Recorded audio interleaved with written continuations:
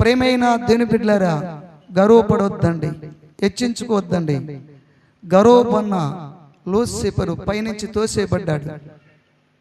వాడు పడిపోతూ వాడు ఏం చేశాడంటే ఏర్పరచబడిన స్థలానికి వెళ్ళే వారిని అడ్డగించుకుంటున్నాడు.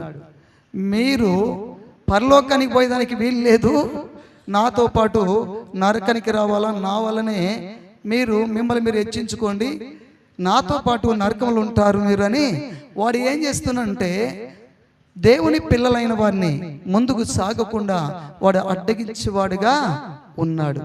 కాబట్టి ప్రియమైన దేవుని బిడ్డలారా, సాతానుకున్న గర్వమును, సాతానుకున్న అహంకారమును, అతిశయమును మన దగ్గర ఉంటే సాతాను ఉన్న స్థలంలోకి వెళ్ళిపోవాల్సింది వస్తుంది. అందుకే ఇక్కడ ప్రముఖుడు కావాలనుకుంటే ఏం చేయాలంటే చెప్పండి, అందరికీ దాసులుగా